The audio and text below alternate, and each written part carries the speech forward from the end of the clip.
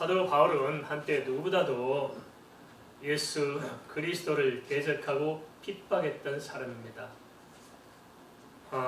우리가 잘 알다시피 스데반을 이렇게 돌로 쳐서 죽일 때 누가 보증을 섰냐면 사도 바울이 보증을 섰습니다.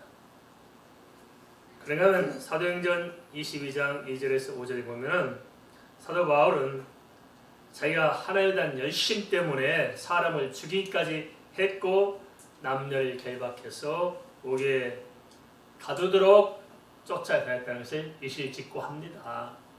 근데 참 묘한 게 뭐니까 자기가 나쁜 짓인 줄 알고 했어요? 하나님을 위해서 했어요? 하나님을 위해서. 하나님을 위한 열심 때문에 사람을 죽이면서 살아왔던 것입니다. 오늘도 마찬가지입니다. 잘못된 신앙으로 얼마나 많은 사람들이 고통을 받고 잘못된 확신 때문에 얼마나 많은 사람들이 피눈물을 흘려야 하는 것일까요? 그런데 그렇게 하나님 이름으로 하나님을 핍박하던 바울이 전혀 반대로 인생의 방향이 바뀌었습니다. 완전히 인생의 방향이 180도 바뀐 이유가 무엇이냐? 그것은 바로 다메섹에서 예수 그리스도를 만난 것입니다. 그래서 예수를 모르고 유대교라는 종교에 매살 때는 자기가 기고만장 살아서 사람을 죽이는 삶을 살았지만 예수 그리스도를 믿은 이후에는 오히려 내가 핍박했던 사람들을 내가 끌어안고 그들을 지켜내고 예수 그리스도를 위해서 생명 걸고 살아가기 때문에 자기의 동족으로도 반대로 늘 죽음의 위협을 받아야 했습니다. 겉으로 보면은 유대교에 있을 때 당시 바울이 하나님 향한 열정이 대단하고 하나님 삶처럼 보였을지 모르지만은 사실 하나님을 바라보면은 비록 핍박받고 어려웠지만 이후의 삶이 얼마나 아름답고 숭고한지를 말할 수가 없습니다. 사람의 구조는 컴퓨터와 비슷합니다. 그래서 입력한 대로 출력되게 되어 있습니다. 종교를 입력하는 사람은 종교적인 생각을 가지고 살게 되는 것이고 진정 복음을 받아들인 사람은 그 복음에 의해서 삶을 살게 되는 것입니다. 그런데요, 참 어처구니없는 것은 이스라엘 사람들이 아브라함의 자손이라고 생각하면서 그 자부심을 가지고 역사적인 굴곡 속에서 메시아를 대마하며 살아왔는데도요, 정작으로 메시아가 오자 대적하고 핍박하고 십자가에 매단다는 것입니다. 그것도 이미 예수께서 물이 변하여 포도주로 바꾼 사실부터 시작해서 떡을 먹고 배불러 놓고도 오비의 기적을 기억하면서도 분명히 메시아인 증거가 다 드러나서 밝히 알려졌음에도 불구하고 그것과는 상관없이 그런 예수님의 그런 문제에 대해서 객관타당하게 생각해볼 그런 의향은 없이 전적으로 자기 자신들의 종교적인 신념만 내세워서 무서운 죄악을 저지르면서도 그것이 하나님을 위한 것이라고 착각한다는 것입니다. 참 그렇습니다. 무서운 것은 옳은 줄 믿고 행하는데 아닌 경우가 있지 않습니까? 그렇죠? 히틀러가 옳은 줄 믿고 2차대를 일으켜서 수많은 사람을 죽였습니다. 잘못됐다는 생각 안 했어요. 옳다고 믿었습니다. 지금 지구촌의 전쟁도 그럴 거 아니겠습니까? 우크라이나 전쟁도 옳다고 믿는 거겠죠. 그러나 무수한 사람들이 생명이 짓밟히고 있지 않습니까?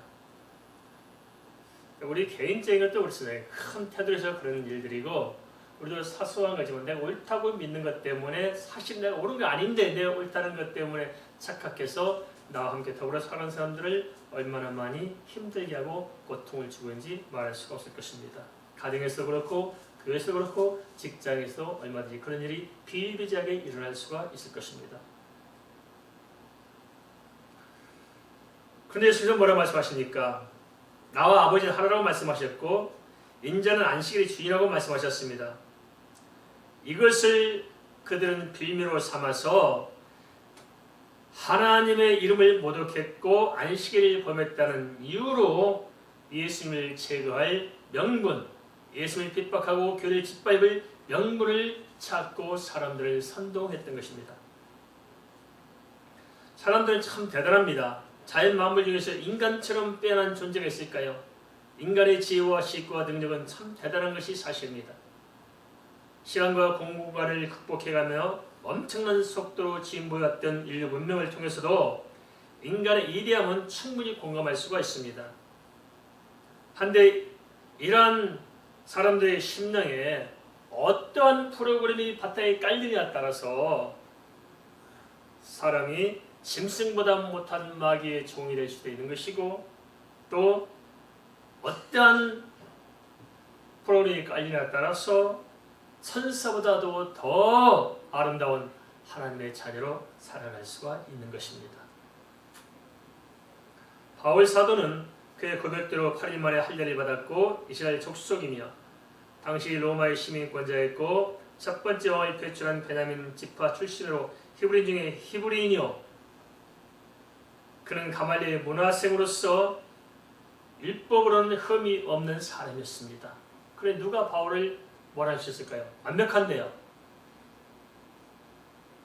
하지만 그는 예수 그리스도를 만나 거듭나기 전까지 마귀의 종들한 삶에 불과했던 것입니다. 결국 인간은 아무리 능력이 탁월하고 아무리 그 지식과 지혜가 탁월하고 아무리 아름다워도 예수 안에서 거듭나지 못하면 진정성 있는 거듭남이 없다면 그 모습을 통해서 사실은 지옥문을 넓혀가는데 힘을 쏟을 뿐입니다. 무엇보다도 조심스러운 것은 변질된 신앙이 아닌가 싶습니다. 예수님 당시 유대인들의 문제는 자신들은 아브라함의 자손이라고 자부했지만 사실은 자기 자신들의 진면목을 몰랐습니다. 진짜 당시 사람들이 아브라함의 자손 맞을까요? 우리도 그렇습니다. 우리가 단일민족을 하잖아요. 그래서 사실 한국에도 중국에 있는 성도 있고 다른 나라 성도 많이 들어와 있잖아요. 그러니까 혼이라고 우리가 오랜 세월 함께 살았습니다. 그리고 일본 사람 한국에 살다 한국 사람 결혼하고 요즘은 또 이제 사방방에서 들어와서 결혼을 살아가고 있습니다. 그럼 진짜 우리가 당군의 그 혈통만 가지고 계속 이어온 사람이 몇 명 될까요? 다 뒤집어 섞여 있는 겁니다. 이스라엘도 마찬가지였습니다. 결코 혈통적으로 아브라함의 자손일 수 없는데도 불구하고 그들은 아브라함의 자손이라고 자부하고 긍지심을 가지고 있었습니다. 그렇지만 사실 영적으로 보면 아브라함과 다윗의 믿음을 이어받지 못한 율법 종교의 태도를 시작해서 그들은 빠져나오지 못한 것입니다. 진짜 아브라함의 자손, 진짜 아브라함을 이어받으려면 아브라함의 신앙을 이어받아야 하잖아요. 아브라함의 혈통도 제대로 이어받지 못한 사람들이, 아브라함의 신앙도 제대로 본받지 못한 사람이 아브라함의 자손이고 하나님의 백성이라는 선명식 가지고 율법 종교를 만들어서 그것을 가지고 하나님이신 예수 그리스도를 죽이고 핍박하고 교회를 짓밟고 이런 일들을 해왔던 것입니다.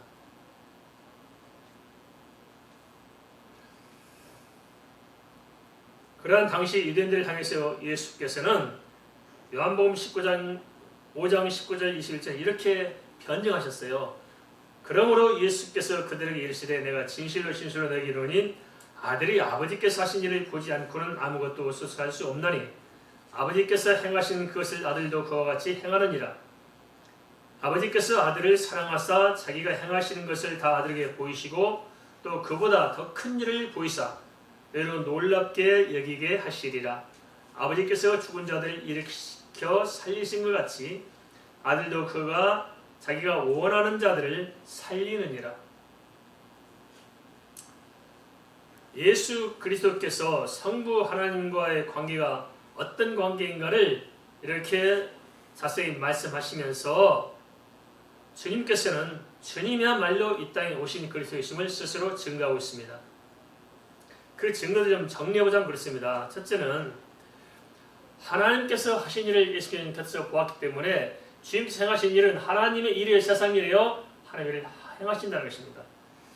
이를 통해서 성부 하나님과 성자 예수님은 권세와 능력과 지혜와 존귀와 영광이 동일하신 한 하나님이심을, 삼일체 하나님이심을 보여주겠다는 것입니다.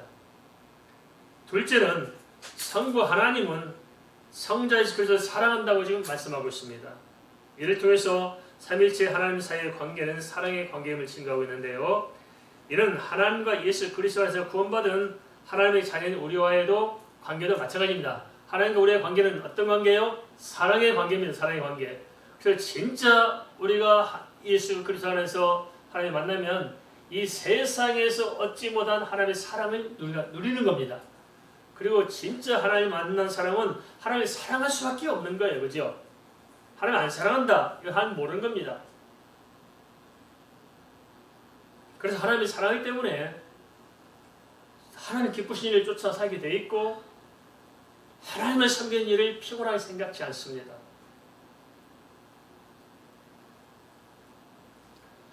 셋째는 아버지 하나님께서 그들에게 놀라운 일을 보이실 것이라고 말씀하셨는데요. 당시 예수님을 대적하며 시비하던 유대인들에게 놀랄 만한 일은 무엇일까요? 뭐가 놀랄 일일까요? 그것은 바로 예수 그리스도의 부활이었습니다. 그러면서 중요한 결정적 사실을 계시해 주셨는데 그것은 마지막 날의 구원과 심판에 관해서 말씀하셨습니다. 예수님을 핍박하던 당시 유대인들은 자신들이 가지고 있던 종교적인 전통과 자신들이 지키고 싶어 했던 종교적인 기득권을 얻지 못하고 거기에 속아서 영적인 감지기 자체가 작동되지 못했습니다. 이를 가리켜 에베소 2장 1절은 허물과 죄로 죽은 영혼이라고 알려주고 있고 디모데서 4장 2절은 양심이 화해를 맞은 것이라고 알려주고 있습니다. 마지막 시대 참 조심해야 됩니다. 양심에 화해를 맞지 말아야 된다. 화해는 무슨 말입니까? 주인이 도장을 찍는 거예요. 소 엉덩이에다가 새붙이로 이름을 새겨서 불에 달궈서 엉덩이에 찍어놓으면 그 소는 누구 거예요? 도장 찍은 사람 거라는 거예요. 이게 화해인입니다. 불화살. 마귀가 불로 도장을 찍어서 양심에 찍어놨어요. 이게 양심에 화인 맞은 것입니다. 조심해야 됩니다. 그들은 하나님에 대해서 자부했지만 창세기 1장에서부터 말씀하시는 3일 차람도 몰랐고 창세기 3장 15절 여자의 후손도 알지 못했습니다. 그런가 하면 이사야 53장에 말씀하신 고난의 종이 누군지도 아직은 몰라요. 이 사람들은. 우린 다 알잖아요. 그 고난의 종 예수 그리스도 아는데 아직도 이렇게 사람들이 고난의 종이 누군지 모르고 헤매고 있습니다. 지금까지도. 성경이 그렇게 달달이 오는데도 안 열려진 거예요.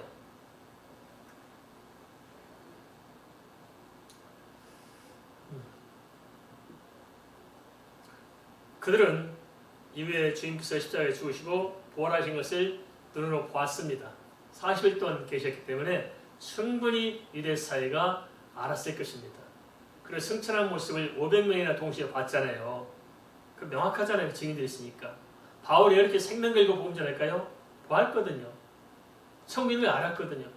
왜 제자들이 하나같이 이 땅에서 굳이 그렇게 구차한 삶을 살려가지 않고 이 땅의 삶을 정리하고 천국을 살아갈 수 있었을까요? 지금 나를 보았거든요. 알았거든요. 확실하거든요. 뭘 통해서? 예수 그리스도의 부활과 이 승천을 통해서 주의 말씀이 사실임을 알았기 때문에 주님의 약속이 사실인 것을 의심하지 않았고 믿었기 때문에 굳이 구차하게 이 땅에서 시비할 그런 삶이 아니라 영원한 세계에서 살다가 깔끔하게 간 것입니다.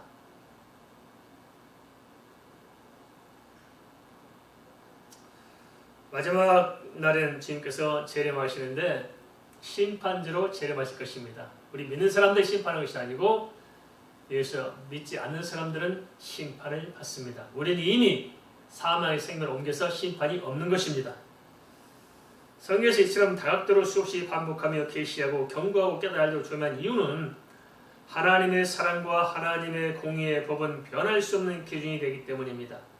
그래서 좀 더 깊이 생각해보면 성부, 성자, 성령, 삼위일체 하나님을 아는 것이 축복 중에 축복이 아니겠습니까? 믿습니까? 뭐가 세상에 제일 큰 축복이에요? 예수 믿고 하나님 자녀 되는 게 제일 축복 아니겠습니까? 그래서 요한복음 17장 3절은 영생 곧 유일하신 참 하나님과 그 보내신 자 예수 그리스도를 아는 것이라고 말씀하고 있습니다. 한데 문제는 예수님 당시나 지금이나 삼위일체 하나님을 모르고 믿지 못하는 것이 아니겠습니까? 믿는다면서도 사실은 안 믿는 게 문제예요. 저도 여기 많은 충격을 해봤습니다.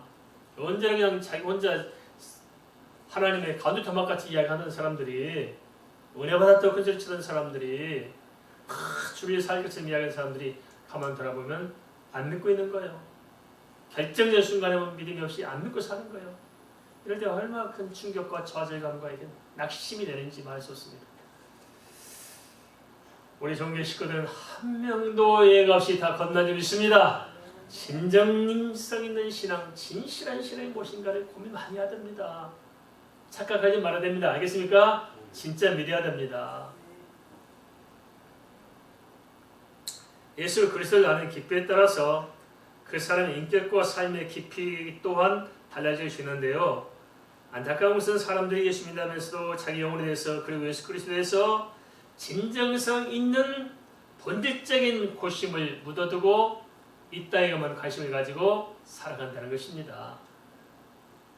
중요한데, 본질적인데, 더 가치 있는데, 더 확실한데 우리의 마음을 쏟아야 할 줄 믿습니다. 은과 금이 귀합니까? 일어나 걷는 게 귀합니까?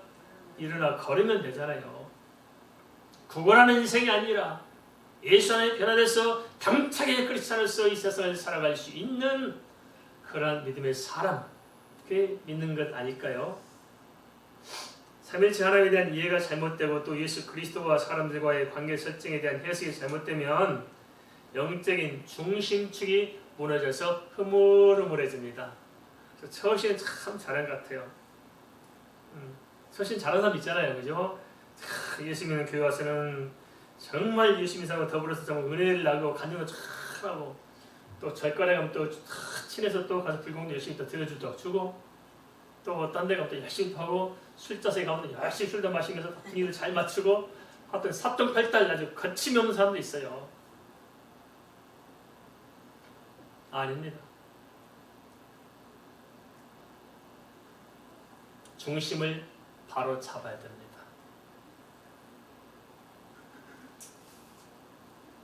예수 그리스도께서는 십자가를 통해서 대속적인 구원의 길을 제시하셨기에 고리한 대속자이시면서 또한 그 희생의 근간 심판주로서 오실 것입니다. 그에 대해서 추가로 요한복음 5장 23절은 하나님 아버지를 공개하는 같이 예수 그리스도를 공개하기 이함이라고 말씀하셨는데요. 그것은 무슨 말이냐? 예수 그리스도를 알지 못하는 사람은 하나님을 알지 못하는 것이고 예수 그리스도를 믿지 못하는 사람은 하나님을 믿지 못하는 것이고 예수 그리스도를 내 마음의 중심에 모시지 않는 사람은 하나님이 없는 것입니다. 동의하시죠? 정확한 이해를 가져야 됩니다. 다른 예수, 자기들이 만든 예수 아닙니다. 오직 창세 전부터 창세 후까지 영원 전부터 영원까지 항상 함께 하신 그 예수 그리스도 그 한 분이 진짜 우리의 주인이요 그 예수 그리스도를 믿는 사람이 하나님 안에 있는 것입니다. 다른 예수 아닙니다. 하나님 어머니, 하나님 아버지 아닙니다. 재림 예수 아닙니다. 참 그래 누가 그러대요? 세상에 제일 거짓말을 잘하는 사람이 있대요. 누가 제일 거짓말 잘하는 사람이에요? 다른 거짓말을 한 적이 한 번도 없다. 그렇다며요. 저도 얼마 전에 들었어요. 그렇다며요. 자기가 그리스도 와인데 그리스도라고 뻥치는 거 대단한 또 거짓말이에요. 그죠? 자기도 알아요. 본인들도 자기가 그리스도라는 걸 자기들이 믿어요? 자기 본인들도 안 믿어요. 장기자한테 물어보세요. 당신 진짜 여자 하나님입니까? 어머니 하나님이면 본인도 안 믿어요. 문선비한테 물어보세요. 부동한테 물어보세요. 당신 진짜 하나님 믿고 살았으면 안 믿어요. 박대사한테 물어보세요. 안 믿어요. 이 사람 모든 이단들이 사실 자기들이 하나님을 안 믿어요. 예수를 안 믿어요. 사기에 속지 마시기 바랍니다.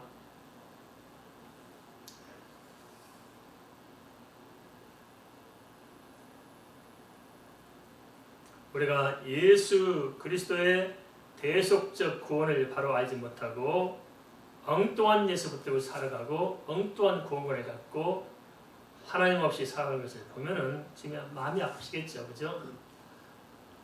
주님께서는 우리를 구원하시려고 예수님을 보내서 이 땅에 모진 핍박을 겪고 무수한 주의 종들을 진리해서 그 핏값으로 우리를 불러주셨건만 우리는 그 복음을 헛되이 받음으로 말미암아서 은혜를 놓치고 살고 것이 아닌가 돌아보십시다. 그것이 바로 하나님을 공개하지 않는 것이고 예수님을 공개하지 않는 것입니다. 요한복음 5장 24절에서는 주님의 말씀을 듣고 또 주님을 보내신 여호와 하나님 믿는 자는 이미 과거 완료로서 영생을 얻었다고 선포하고 있습니다. 그리고 심판에 이르지 아니할 것이고 또 사망의 생명으로 옮겨졌음을 단언하고 있습니다. 예수 그리스도 안에서 겁난 사람은 따라서 현재 예수 그리스도 안에서 살아가는 것이며 하나님께서 재림하실 때 예수님이 재림하실 때 최후 심판도 없는 것이고 영생의 언약이 이미 주어진 줄 믿습니다. 이 소망, 이 언약, 이 믿음, 이 지식에서 우리가 살아갈 때 세상을 이길 수 있을 것입니다.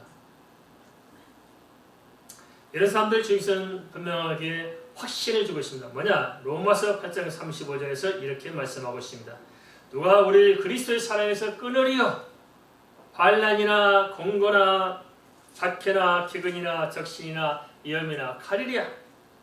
그리고 로마서 8장 38절 39절은 다시 이렇게 단하고 있습니다. 내가 확신하노니 사망이나 생명이나 천사들이나 권세자들이나 현재일이나 장래일이나 능력이나 높음이나 기쁨이나 다른 어떤 피조물이라도 우리를 우리 주 그리스도 예수 안에 있는 하나님의 사랑에서 끊을 수 있다 없다? 없다. 믿습니까? 주께서 끝까지 우리를 붙들고 계실 줄 믿습니다. 주님께서는 당신의 핍박하는 유대인들에게조차도 하나님 아들의 음성을 듣도록 말씀하고 있습니다. 음성을 들어라. 그때 당시 하시던 주님의 말씀은 주의 십자가와 부활과 승천 그리고 오순절 성령의 강림으로 이어지면서 점점점 선명해졌고 오늘 우리가 산 이 시대는 예수 그리스도의 복음은 명확한 사실이므로 이미 의심할 바가 없이 다 전파되었습니다. 사실이잖아요. 예수님의 십자가 사건이 사실이잖아요. 역사에 기록되어 있잖아요. 증인들이 있잖아요. 그리고 부활한 것이 사실입니까? 제자들이 부활 안 했는데 거짓말하는 겁니까? 사실이에요. 나사로가 죽었다가 예수님에 의해서 다시 살아난 것이 사실일까요? 거짓말일까요? 성경에 나와 있잖아요. 그것 때문에 시비하잖아요. 왜 안식일날 죽은 나사로를 살리느냐? 안식일 범하느냐? 사실이니까 시비하고 있는 겁니다. 사실이니까. 사단은 종교를 통해서 시대 정신이란 묘한 것을 가지고 시대 문화를 통해서 인간의 감성과 생각을 파고들면서 예수 그리스도만 못 믿게 만듭니다. 저는 참 요즘 보면 돌아가는 꼴이 너무 마음이 아프더라고요. 요즘 영적인 흐름이 너무 마음이 아파요. 우리 한국도. 이전까지 이제 주로 인문학적인 입장에서 이게 교회를 이끌어가고 있었습니다. 인문학에 이끌어가서 사실 성경이 아니고 너무 안타깝더라고요. 인문학을 가지고 성경을 옷을 입혀서 그걸 설교하고 그것을 교회를 끌어갔다는 거예요. 사람들은 성경인 줄 알는데 사실은 그 속에 뿌리는 인문학에서 나옵니다. 요즘은 더 심각해졌어요. 우리가 세상의 시대 정신을 우리가 참 헤아리고 가는 것도 중요하겠습니다만 중요한 것은 우리의 본질을 잃어버리면 안 됩니다. 말하자면 이렇습니다. 이웃과 잘 지내는 게 좋잖아요. 이웃에 있는 이웃집 남편하고 잘 지내야 돼요? 싸우면서 살아야 돼요? 잘 지내야잖아요. 동사무소 직원하고 잘 지내야죠. 직장 상사 잘 지내야죠. 잘 지내는데 같이 그냥 선을 넘어서 잘 지내면 돼요? 안 돼요? 안 되잖아요. 근데 좀 이렇게 간다는 거예요. 기독교 신앙제 가고 있는 길이 예전엔 저쪽 동네 사람들만 그렇게 했는데 이제는 우리 동네 사람들이 그러고 있어요. 우리 동네 사람들, 유명한 우리 동네 사람들이 모여서 그런 방향으로 가고 있다고요. 근데 안타까운 것은 그게 사람들 그걸 모르는가 봐요. 못 느끼냐. 오랫동안 이렇게 세뇌가 돼가지고 못 느끼는 거 그게 더 재밌는 거예요. 우리도 냉정히 터놓고 생각해 봅시다. 이렇게 복음의 어떤 문제를 가지고 실갱이 하는 게 좋아요. 다 던져버리고 행복합시다 하고 행복하게 강의하면 좋아요.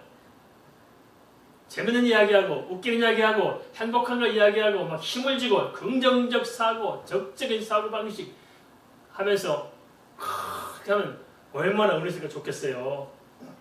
애들이 공부하는 게 좋을까요? 놀고 극장 가고 자기들끼리 등산 가는 게 재밌을까요? 애들 공부하는 게 재밌겠어요? 놀고 싶어요. 그래도 그래요. 우리가 진짜 회개하고 하나님 앞에 거룩히 세워져가는 게 재밌어요. 아니면 우리끼리 모아서 놀고 식당 하고 그냥 뭐 교회에서 그냥 다 치워버리고 그냥 중민도 불러다 놓고 잠깐 후인도 하고 다니고 어느 게 재밌어요? 병원을 재밌어서 다니는 사람 손 들어보세요. 난 병원 다니기 취미야. 야구 다니기 취미야. 그런 사람 있대요. 얼마나 그 취미였으면 하루에 한 번만 가도록 보면서 뭐 바꾼 다음에 교회를 취미생활을 생각하면 안 됩니다. 교회는 영적인 병원입니다. 믿습니까? 따라서 합니다. 교회는 병원이다. 교회 와서 치료받지 못하면 무엇을 치료받아야 돼요? 영혼 문제를. 그죠? 치료받으러 오는 거예요. 그리고 교회는 또한 학교입니다. 따라서 합니다. 교회는 학교다. 뭐라고요? 교회에 오지 아니하면 하나님의 말씀 어디서 배워요? 그렇죠? 그냥 모르긴 몰라도 배운다 이렇게 드라마 한두 프로 보시죠? 안 봐요? 우리 교시가 보는 분 한 분도 안 계신가 보다. 드라마 보지, 뉴스 보지, 뭐 보지 온종일 텔레비전 박스에서 못 해놓으지요? 언제 주님 말씀을 듣고 언제 배워요? 그죠? 그래서 시커하게 한 3, 40분 듣고 가면서 반납하고 또 그리 돌아가요. 언제 우리가 변화될 수 있을까요? 그걸 많이 채워져가지고 그죠? 그러나 기도도 하지 않지요. 그러니까 세상을 이겨낼 재간이 없지 않겠습니까? 그러나 우리 생각이 참 안 바뀌는 거니까요. 바뀌어야 돼야 돼. 끝장을 봐야 되는데 끝장이 안 맞아요. 뿌리 뽑아가지고 옮겨 심어야 되는데 아니에요. 가지 않으면 딸랑 내밀고 입시 않으면 내버리고 그대로 있는 거예요. 그대로. 그래서 빛깔만 곱게 만들어요. 포장만 잘해요. 이게 그렇지 않습니다. 알겠습니까? 그래서 천국하고 우리가 나중에 좀 가서 만나게 되면 놀랄 만한 것들이 많겠다 싶어요. 왜 왔을까? 성경에 갈 줄 알았던 사람들이 안 가고 딴 동네 간 사람이 있을 거예요. 그죠? 조심해야 됩니다. 지금 우리가 회개하고 돌이킬 수 있는 기회가 있습니다.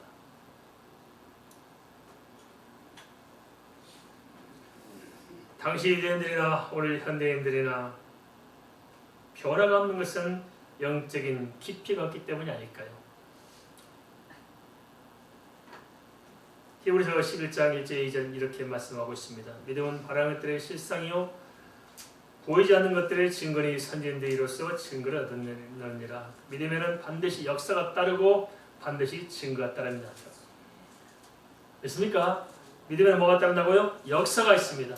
믿음에는 뭐가 있다고요? 증거가 따릅니다. 그래서 믿음은 은혜가 있는 것입니다. 이 세상에 줄 수 없는 진짜 깊은 은혜가 믿음 안에 있다는 거예요. 따라서 하겠습니다. 믿음에는 역사가 있고 믿음에는 증거가 있어. 예수 믿으면 반드시 은혜 받는다. 그게 꼭 강조할 필요가 없잖아요. 사실이니까. 근데 강조한다 이유는 뭡니까? 안 되니까. 사실인데. 우리가 유대인들의 전철을 받지 않도록 모든 영적인 무지와 불신앙을 던져버리고 진정의 주님의 음성을 들어야 합니다. 들어야 돼요. 믿음은 들으면서 나옵니다. 말씀을 안 듣는데 어떻게 되겠어요? 예수께서 말씀을 들어야 성장하는데 다 안다고 생각 안 들어요. 그게 문제입니다. 들어야 됩니다. 우리가 하루 3끼 식사를 합니다. 뭘 먹어요? 우리는 한국 사람들은? 어제 밥하고 오늘 밥하고 같아 틀려요? 달라요. 새끼 쌀밥 똑같아 틀려요? 똑같죠. 예, 그래. 밥상은 다르겠죠. 우리 한국 사람은 밥하고 김치잖아요. 30년 전에 먹던 김치, 오늘도 또 김치 먹고 살잖아요. 그럼 10년 후에는 뭘 먹고 살까요? 또 김치 먹고 살겠죠.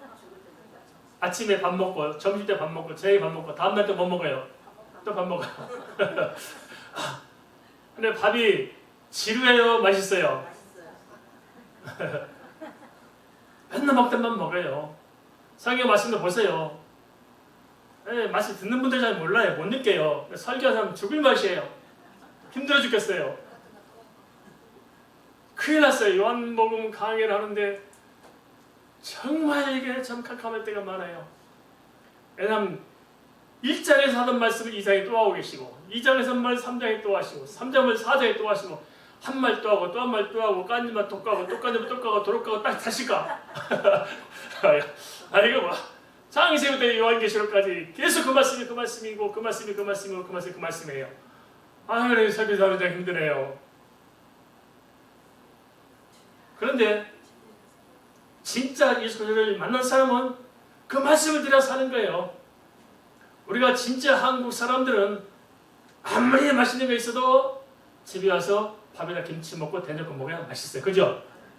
우리가 그렇잖아요. 저 밑에 결혼장 가서 쉽게 뽑아먹고 저녁에 와서 된장에다 김치에다 밥 먹냐? 야, 집밥이 맛있다. 그러잖아요. 특별할 거 없어요. 그렇지만 그 말씀을 들어야 살고 우리가 유지가 되는 것입니다.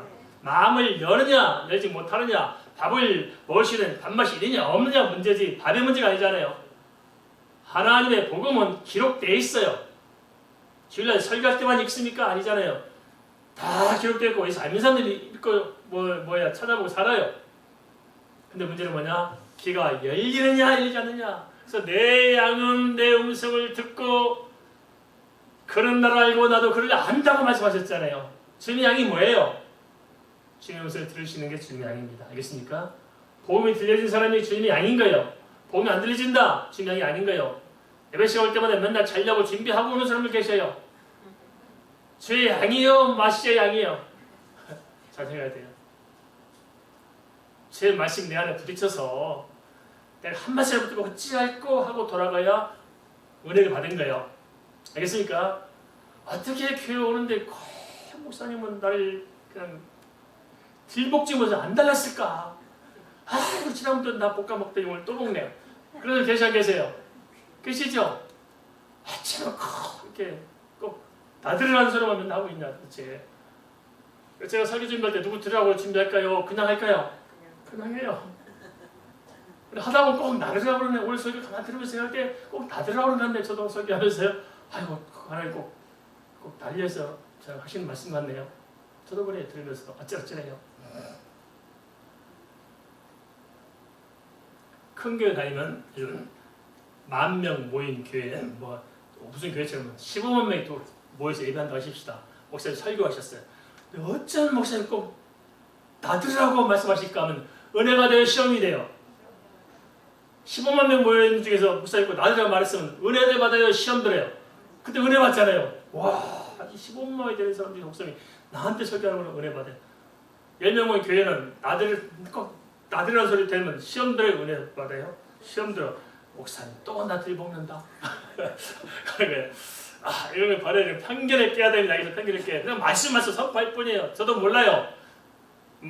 그냥 하나님 말씀이 감동 주신 대로 적어서 주신 대로 선포만 해요. 특히 저는 이제 원고를 다 작성해요. 토시장 시험들까지 다 작성해가지고 그대로 해요. 그러니까 뭐 바꾸고 뭐 할거 뭐 있어요. 그대로 하는 거지. 거의 대부분 그렇게 해요. 물론 좀 성령 감동 주신 대로 달라지겠습니다만 대체로 그렇게 해요. 그래서 우리가 주의 말씀을 드려야 됩니다. 주님을 만나야 됩니다. 어떻게 주님 만나요? 지금부터 드려야 주님 만났잖아요. 바울 사도가 자기 나름 옳았잖아요. 바울만큼 옳은 사람이 어디 있겠어요? 율법에는 흠이 없는데 얼마나 완벽한 하나님의 사람이냐고요.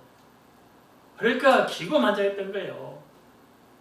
그래서 예수 믿는 사람들 알고 막 핍박하고 죽이고 그래서 살아온 거예요. 그래 얼마나 바울이 똑똑하고 잘났어요.